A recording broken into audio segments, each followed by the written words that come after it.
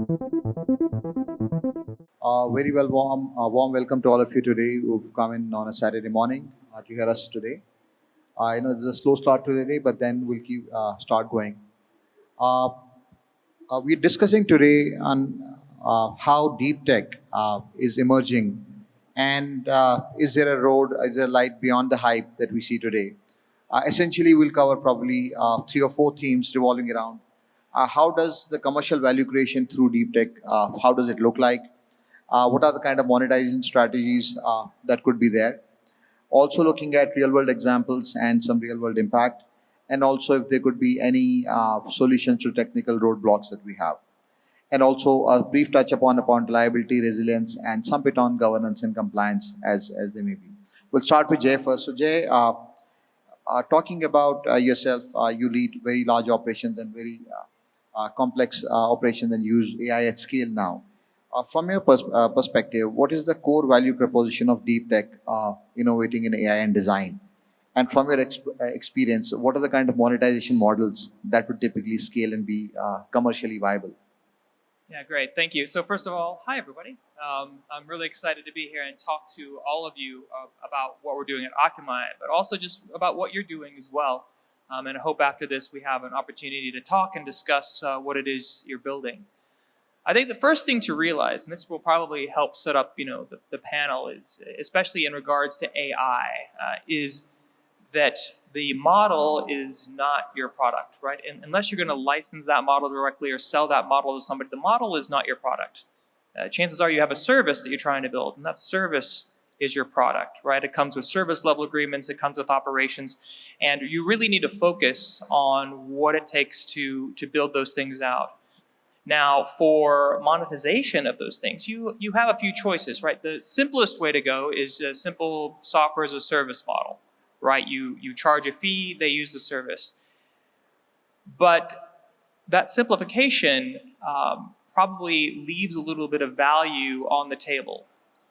The other model that you might consider is usage-based, right? So they use a certain amount and therefore they pay a certain amount. This allows you to align more closely with the customer's value, what the customer is trying to do.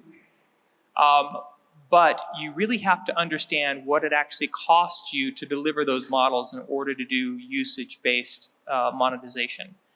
Now, there's a company that I'm personally investing in, and they are going beyond usage-based, and they're actually looking at outcome-based charging.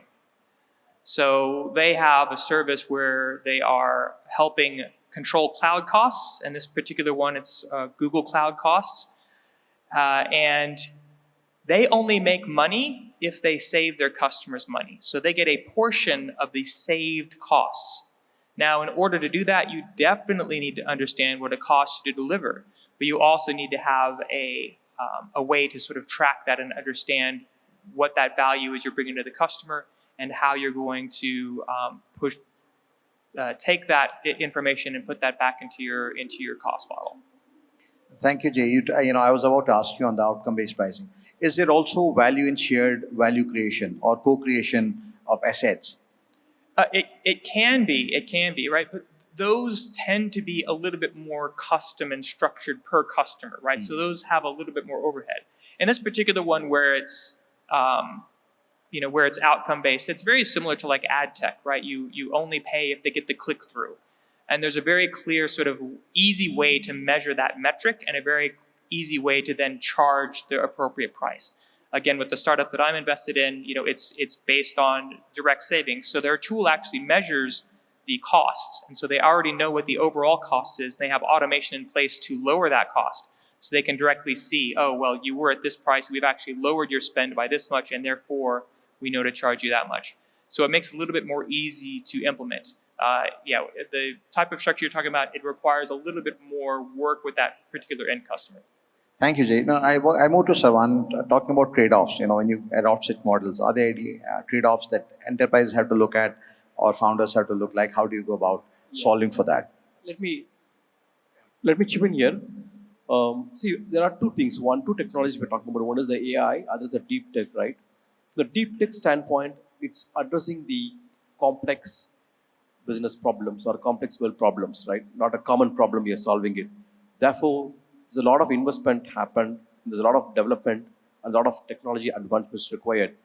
Now, when you want to monetize this, you can look at a simple SaaS-based monetization, which is you consume the service and then monetize it of it, right?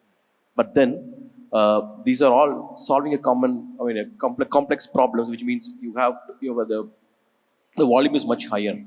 Therefore, it looks at more towards a API-based charging or error-based charging, compute-based charging.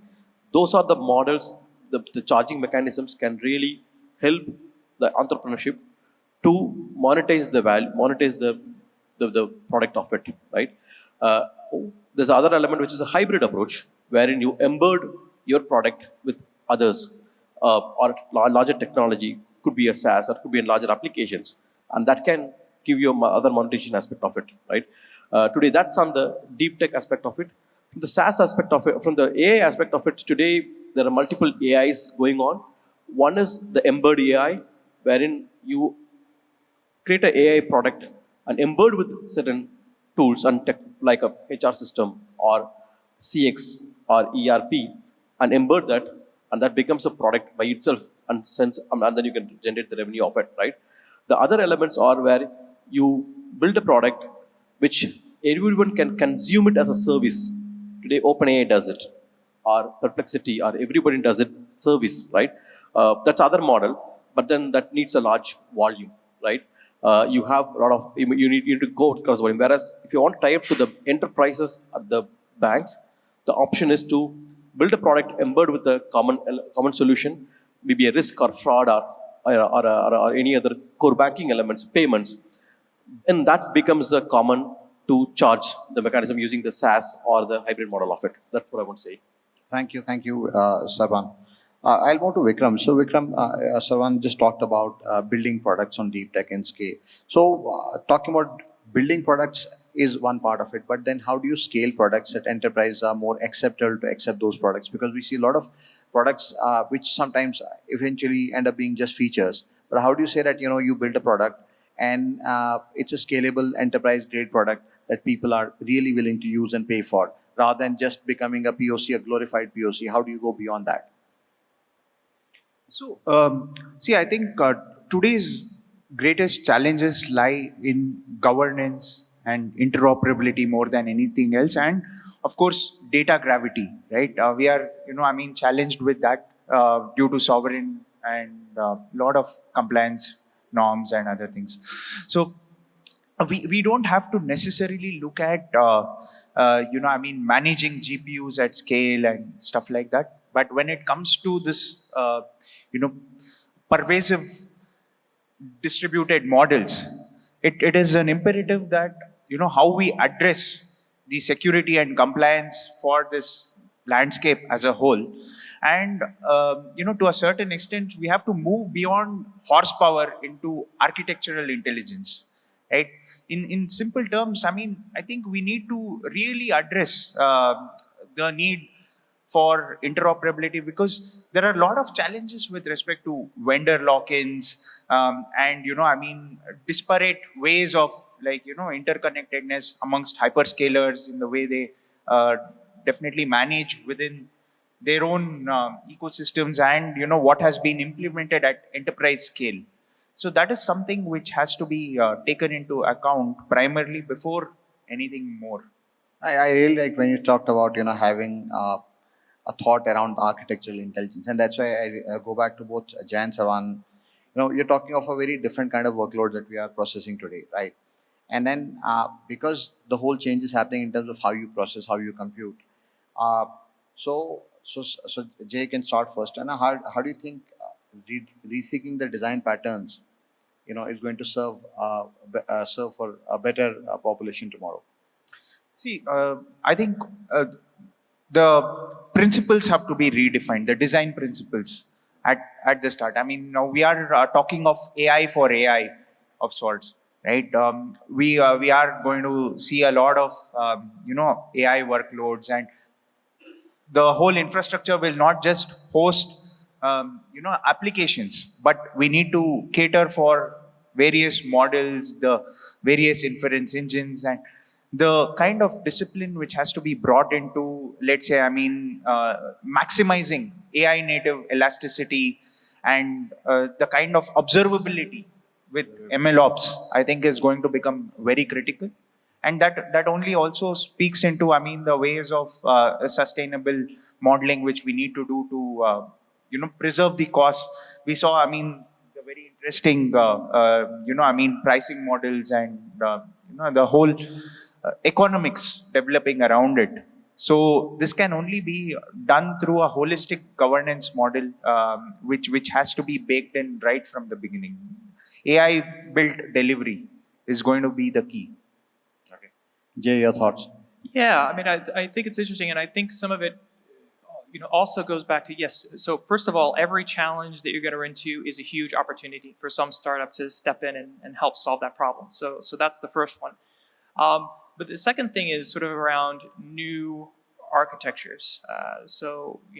Data gravity was mentioned and interoperability, and I think those things are key. I think all of us know that the true solution for a lot of this is to do multi-cloud, to be able to use the services wherever you're going to get the best price for performance from wherever that is. But there are a few things stopping that. One of them is data gravity, but I would also say data gravity itself is a bit of it's no longer a true constraint because data can actually be moved anywhere. The true constraint is the cost models that the hyperscalers use to keep you inside of their ecosystem. It costs you so much to move your data someplace else, to process it someplace else. We all know, that NVIDIA has a limited number of GPUs that it can give everybody. But in order for you to be able to use those, currently you have to sort of choose one provider and be locked into that. And once you're locked in, it's not just about being locked in because you can't move your data, then you're locked in operationally, you're locked in from a talent perspective. And we really need to not just build new things, but we also need to challenge existing constraints. We need to challenge existing cost models and make sure that those align with the type of services that we want to build and provide, and the types of architectures that are going to be required for artificial intelligence to truly democratize access and democratize capability and access for the users as well. So one more thing, Jay. So for teams, talking about transitioning from an R&D prototype to an enterprise grade scale, what kind of mindset shift do you think, and that's a human aspect of it, do you see teams to have? Yeah, it's interesting, right? I think we've all seen a lot of prototypes that end up as the product, right? And I don't think that that's where we want to be. When we think about moving from your R&D stages into actually providing a service, you're going to have to realize that you were a builder, now you're an owner, right? You own that. You earn the service levels for that. You have to think about your day two operations. You have to think about your monitoring capabilities. You have to be willing as well to listen to your customer and realize when you've built something incorrectly or you're wrong. And you need to be able to have that humility in order to pivot your product in order to meet the needs that your customers need. That particular startup that I was talking about earlier, they started off with a clear vision of what they wanted to do, which was actually wanted to be a multi-cloud cost provider. But they realized very quickly that for them, there were enough customers inside of Google Cloud that they could actually help them monitor costs. And by doing that, by focusing more on that single customer and what their customers were telling them they needed, they were able to build this product specifically around saving costs for BigQuery and move to this this outcome-based pricing model, which has been very successful to them. So you really need to think about yourself not as a builder, but as an owner of a product, and realize everything that goes along with that from an operational perspective, but then also from a feedback perspective, and be willing to pivot. Thank you, Jay. There. So, next question to Sarvanan. Sarvanan, we talk about scaling. We talked about a mindset shift. Are there any things when it comes to lessons learned? When you're scaling distributed AI, any specific lessons that people should be looking at? Yep. We are in the AI era, so we have to rethink about the infra design itself, right? If I can step back, we used to have a 2-tier, 3-tier. Those are all the old type of architecture. Then we moved to the cloud native design. When we moved to the cloud native design, what did we do is we fundamentally changed the way we consume the infrastructure, right? We made it distributed, and it can use the compute cores wherever it's available, and use the network to transform the data much faster, right? And use the storage to pick the data in a smaller chunks and process it. So you get the better outcomes by distributing your workload rather than vertically scaling your infrastructure, which is practically has a limitation, right? Today in the AI world, this further drifted from, if I can tell you, we focus more on the north-south traffic. In the AI world, it will be the east-west traffic is most important, because the training data you consume and the large amount of data to be trained is much larger than what is the north-south traffic of it, right? So therefore, the network element plays a fundamental aspect of AI infrastructure scaling, right? Be it from the multiple GPUs to the to the storage, and these GPUs has to work together as a one cohesive, right? So there are, like, we started off with InfiniBand, which is a low latency memory based protocols. Today we have something called Rocky, RDMA over converged Ethernet, which is basically keeping the Ethernet, taking up the Ethernet speed, which is from 100, 200 to 800, and use the memory to, to communicate between the GPUs. That give us the, I would say, the uptake of moving from maybe a smaller GPU sets to all the way to 330,000 GPUs in a one larger cluster, which is what been trained, which has been used to train the OpenAI or XI or all the large models, could be Meta and very other models, right? The intent is move the east-west traffic to be larger, so the data gets trained much faster. Now, when the data gets trained, you need to have the clear observability, which is what we spoke about. The observability matters a lot, because when during the training, there will be a lot of errors, and there will be a lot of commit has to happen. And if there's certain challenges, you have to retrain the entire model, which means you wasted the entire cycle, right? So the observability plays a very important role to keep the track on what's happened, how much model has been trained, and what should be the next step of it. That's the second aspect of it, right? The third element is more about how we complete this entire model and give it as a service to the end customer, right? How then comes to whether through the API-based calls or the complete model as prompting, those are the next step which you can scale that up as well. So put together, if you look at it, we move from the cloud native. The cloud native should move further into the GPU slicing and inferencing through the large data traffic, and that gives the scale of a given workload to scale to the level. Thank you. And in fact, instantly, Jay and I talked about the blurring of the lines between the core and the edge, because the compute is so strong now, even at the edge. So eventually, how do you balance it out altogether? Because a lot of it that could only need a core can also now be done at the edge also. So it also changes the perspective how you essentially look at your compute as well. Oh, interesting question, Raghu. I think I missed to cover that, but to be honest, today in the AI world, while there's a lot of infrastructure requires to train the model, but for inferencing, you don't need so much of data, right?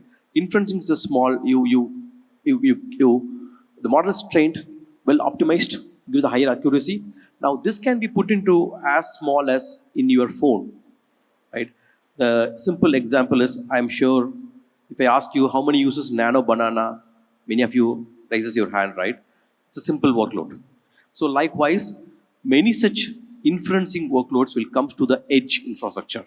The edge as a phone or as the next to the telecom network sitting in the corner to serve render the service. So that's going to be more and more available, more and more enhances, and that edge will work with the core to pull the data and make it from. Thank you, Sarwan. So Jay, your thoughts on embedding security, reliability, compliance in the entire framework? Yeah, I think, first of all, I want to expand a little bit on that, because this comes sort of, I think, core for what Akamai is trying to do. So for those who don't know, Akamai 27 years ago invented the CDN, the Content Delivery Network. And since then, We've been doing security at the edge and compute at the edge, and now with the announcement this week with NVIDIA, we're partnering with NVIDIA to start delivering AI at the edge as well. And I think Akamai has a very different viewpoint. We've always been sort of like this edge to core company, not really a core to edge company. And I completely agree, that these models are changing. How they are inferred is definitely changing. You can do inference on, much smaller GPUs or slices of GPUs, or perhaps even on CPUs, depending on what it is you're trying to do. And in customers that we've talked to, that is where we've actually seen the most wastage. It's one thing to waste in R&D because you're doing R&D. It's another thing to waste operationally. I think we can do better. And we worked with one customer to actually help them optimize their model, got them off of an over-provisioned GPU, and ended up saving them 86%. And at the same time, increased the performance of their models as well. So there's a huge, opportunities for a startup to do this right the first time. As they're moving these products into production, really trying to understand how you want to operate that, making sure that you're sized correctly for what it is you want to do and what you want to accomplish. Now, back to the edge, one of the things that is possible with now this distribution of compute, once we can figure out how we manage the costs with these hyperscalers for egress, is we can actually do a lot of this compute at the edge, like in a metro area. So think about what that means in terms of privacy and compliance. A hospital can do inference and use these large scalabilities at the edge, but can do so in a way where that customer's data, that patient's data never leaves the metro area. Think about what it means in terms of governmental compliance, and particularly in places like Southeast Asia, which have a lot of different countries with a lot of different legal regulations and not many data centers. So one of the things at Akamai we're trying to do is, we have these 4,350 points of presence around the globe in order to deliver content. What if we could actually activate each one of those with compute and AI as well? It's going to allow us better compliance, better privacy in each one of those differently regulated countries in Southeast Asia. Thank you, Jay. Because you talked about some bit on optimization, I'm going to both Sarvanan and Vikram. So scaling deep tech has costs, both financial, environmental, and others. So how do you manage those costs, and what are the kind of optimization strategies you can start with?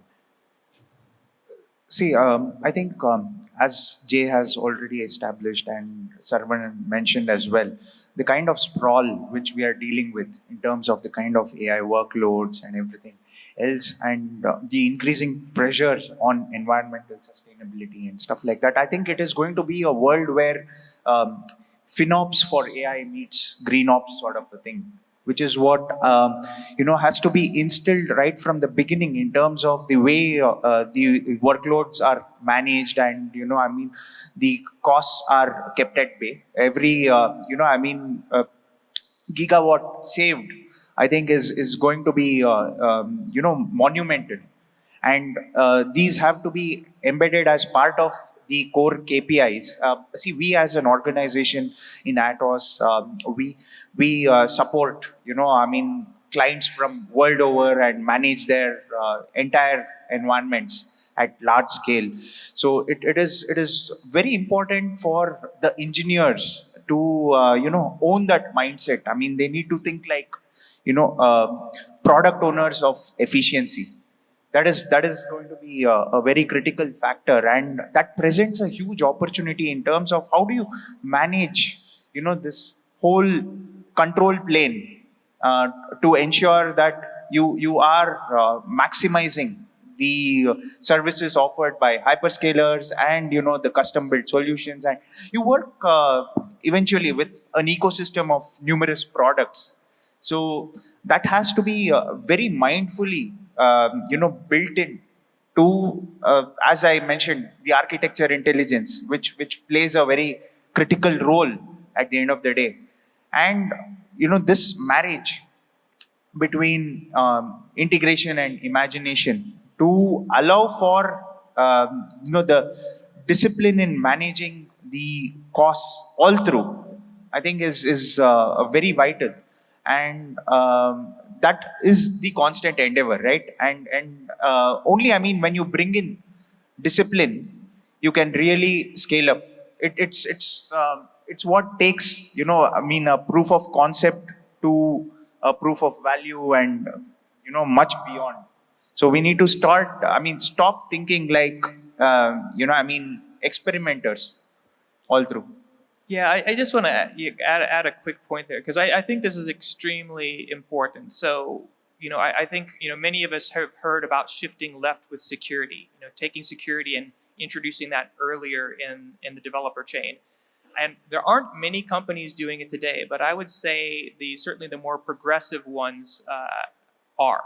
And that is actually shifting left on financial ops as well. So really understanding at a developer level, like, what is this actually costing? How can I actually make this more efficient? And then, back to what your earlier point, because I love this, the greenest compute is the compute you never use, right? So, if we're really committed to the environment, if we're really committed to actually being sustainable, we also need to be efficient, and it will also save us money. So, it's a win-win. Rahul, just add a couple of points there. Okay. As an entrepreneur, I think two things is very critical for you. If I put in your shoes, one is this: time is very important, and there's money. The money you have to sustain it and build the product, right? Therefore, what we have seen as a company, more than that, as an individual, if you look at it, certain evaluation parameters which helps you to do to the right hyperscalers or right tech adoption, which can help you that, right? Number one is everything need not to be in a large language model. Today, the world is moving towards this agentic AI. And if you look at certain white papers being written by the researchers, the agentic AI requires a SLM, need not to be an LLM, right? What does it mean is some of the small tasks can be fine-tuned with SLM, which doesn't require GPU to host. Rather, it can be completely hosted in a powerful CPU to run the workload. Therefore, evaluate your requirement, whether should we really need a GPU or a CPU, or even if that, is it be a high-tech model, which are primarily a multiple teraflops, or can be a lower model, which can easily meet the requirement, meet the outcomes, as Jay mentioned, the outcomes what you achieve out of that, right? That's A. The B is about the egress. The most, I mean, it's your data. Why should you pay for accessing your data to a given hyperscaler, right? Therefore, carefully consider what is the egress and how I can minimize it. Could be one option. What Jay spoke about it. Hey, I cache the content, and that can solve many of the. You can avoid 99% of the egress charges. But at the same time, there are other options where you can reduce the egress, which can be some of the hyperscaler offers it, right? Evaluate that option or optimize the content of your outcome messages that will reduce the egress largely, right? That's the second aspect of it. The third aspect is most important is the non-predictable costs in any of the elements, right? Non-predictable cost is you cannot estimate certain things like how much traffic I get, how much intercommunication between the services I'm going to have, right? And what is the, for a given request, how much the inter-processing would happen. Those are all non-predictable, right? Therefore, find a cloud provider who can make it zero for you, or how I can make it predictable. Then, with FinOps and the other optimization, you can bring down the overall tech cost, which is typically entrepreneurs burning much larger. Typically, sometimes goes to 30 to 40%, depends on the segment you are in. If it's a deep tech, it's going to be much larger. But then these are the areas where you can bring down the tech cost largely, right? And that gives you a lot of fun to accelerate your development, right? Generally, we say, hey, I will go with the X provider, X hyperscaler to get the quick start. But then evaluate carefully whether what is the pitfalls you're getting into it in these aspects of it: egress, storage. I mean, another one important element is the defined compute shapes. Many of the scalers has a t-shirt size. Whether you are using it or not, you should define to the t-shirt size. That's not the way. I mean, today we need it's a custom model, right? Everything is custom, right? So go with a custom shape, which will help you to drop the cost and elastic scaling helps it out, right? So these are the areas which can bring down the cost and improve your or accelerate your development force of it. That's giving away a lot of trade secrets. Huh? Your revenues depend on it ultimately. Thank you. I think we haven't talked about one thing which is on solving for poor data quality. You know, because especially if LLMs get trained on poor data quality, and we talk deep tech, and it's eventually not of the quality of that what we desire. How do you solve for that before you get to use cases? So I think the quality of data. See, we are today, I think, battling something with.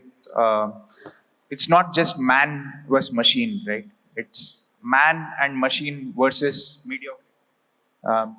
So I think a lot of it resides on the kind of quality information which we are feeding through the entire pipeline, and the use cases getting crafted appropriately in order to let's say uh, it's a whole new different world today, right? In in our businesses, we deal with two kinds of broad spectrum, applications. One where it is AI for everyday use, and another one is AI for business. And each of these have to be addressed in different paradigms. So one of the things which all of us require is, how do we support our support functions with the right usage of AI, whether it is our internal operations, our HR functions, our finance functions, our legal and compliance, the way we do contractual models and stuff like that. And there is this whole new ball game of how do you address for verticalized systems, right, which are catering to numerous industries, right, whether it is manufacturing, healthcare, finance, stuff like that, where it becomes almost like a precision scale approach to driving. I mean, we sometimes have to think like how airlines or aerospace industries work in wind tunnels, yet achieve precision scale when they are on flight. So that is the kind of endeavor we have to look towards. Balancing between the right guardrails and the dependability. It has to be that kind of a unison which has to exist. Till that time, we still need human oversight and continuous human oversight to make sure that what gets in is of a significant quality so that the outputs don't get impacted. I think we've covered for most of it today. I think, beginning with you, Sarvanan, I think we all talk, what the audience would be interested is what are the use cases of scaling and monetizing deep tech? At least a couple of examples from all of you, beginning with you, Sarvanan. Oh, great. Thank you. See, from the use case standpoint, I just want to borrow the Vinod's aspect of it. Today, we have AI for daily use and AI for business, right? That's a starting point where we always say, hey, there are ways to use it on a daily life, which are primarily the next version of automation, I would say, right? It's we said we put a rule engine or we automate it.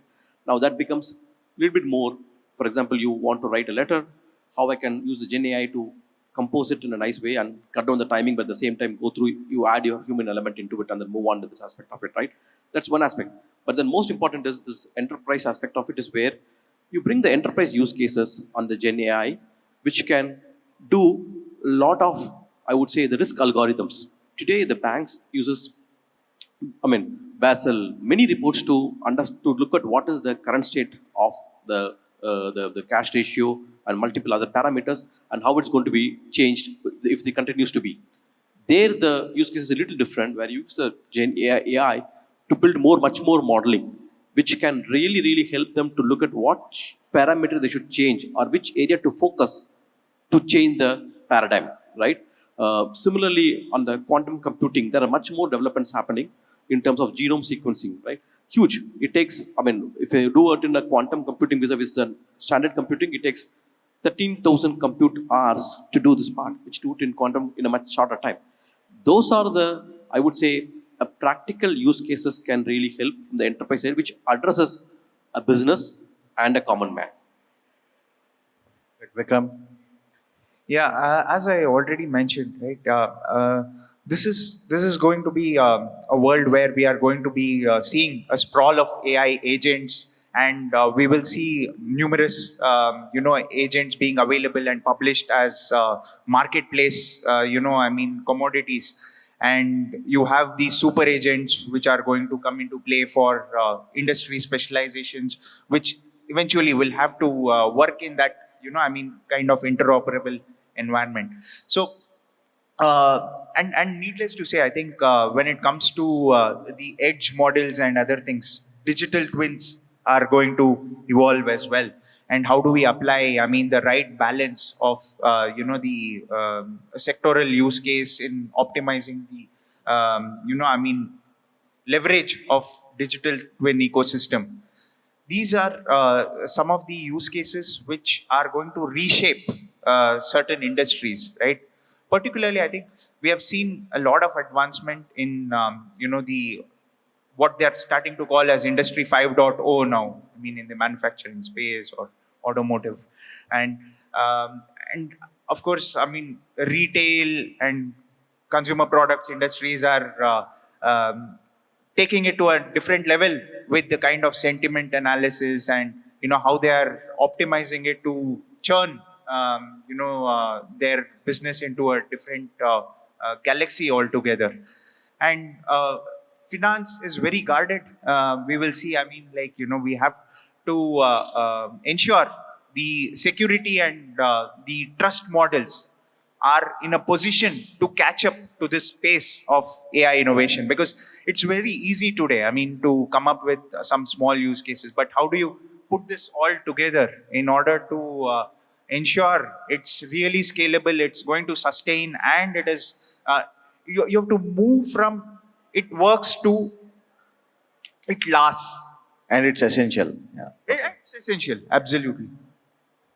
Yeah, I think in terms of use cases, one of the things that is exciting about any new technology is, the new technology is always used for old things first. And then only after a little while does it begin to get used for new things that weren't possible before. And maybe what I'll do is I'll share like a little inspiration here, because University of Auckland did this project where they used AI inside of beehives. And they used the sound of the bees to figure out whether or not there was something wrong with the hive. For instance, if the queen was dead. And it turns out that they could. They could actually predict this very accurately, so they didn't have to go in and look for the queen bee themselves. They could know if that queen bee had died, and they could remedy the situation quickly. Now, first of all, that's really interesting and cool. But they've actually expanded it since then. They're now actually using that same data, that same information, to detect whether the surrounding area is in danger of a forest fire. So again, they can actually use the sound of the bees along with other data, with weather data, combine that data together and actually detect whether or not the area was at risk for forest fires. This is, the use cases here are endless. It's kind of as big as your imagination. Now, what do I see in like the immediate future? What do I see right now, and especially in terms of edge AI, which is where we're focused? So IoT devices, obviously, but also expanding to things like autonomous vehicles. Because it's not just about the AI that's in the car, it's about the AI that's in the metro area that can look at traffic, that can actually help coordinate messages in between cars to understand that the dangers might be in the road. It's about smart cities, being able to have this edge capability with large-scale compute that might be bigger than what you would have on an on-premise implementation or on someone's phone or in a vehicle. It's about streaming data. So at Akamai, we do a lot of work with media and gaming. Those are industries which require low latency edge type implementations for things like AI as well. Thank you, Jay, for that engaging conversation and very interesting use case. I'll definitely read up on it. And thank you, everyone, for attending this session. We have come to the end of our time. And thank you to the organizers for having us all here. Thank you very much.